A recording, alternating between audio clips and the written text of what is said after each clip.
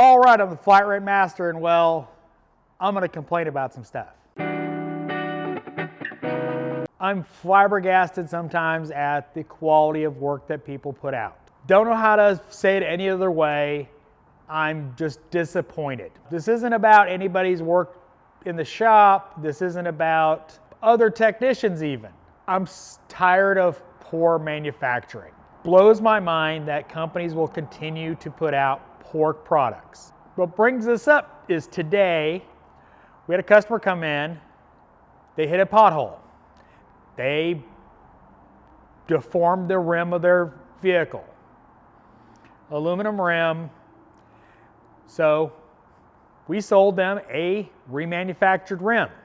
It's my car.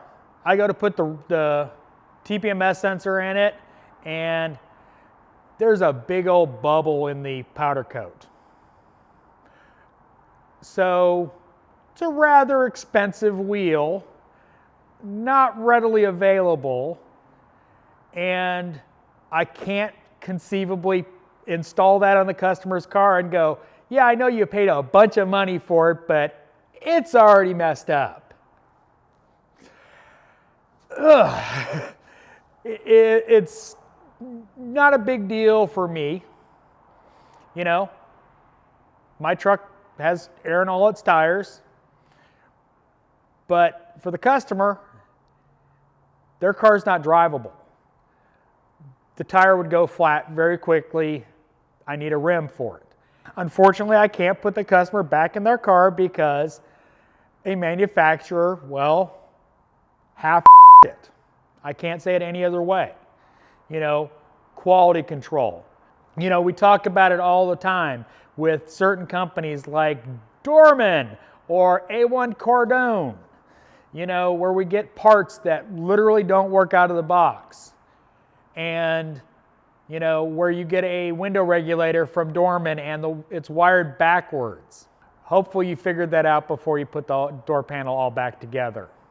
Been a few years since I've used a Dorman regulator, but actually the last time I used a Dorman regulator, it wouldn't learn the pinch points.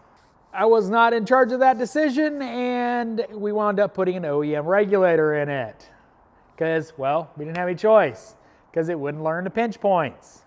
So it'd go up and come back down. It'd go up, come back down. Yes, I know the procedure for setting that window. It's an easy one. You go up to the stop, you hold it for a couple seconds, you go all the way down, you hold it for a couple seconds, and then it should learn. Well, that one didn't. The one I replaced it with didn't learn it. The next one I did was an OEM, and it learned it fine. I know it's become a problem with society. Everybody wants stuff cheaper. It's unfortunately an issue that annoys the bejesus out of me because, well, I'd prefer quality over price. I always have.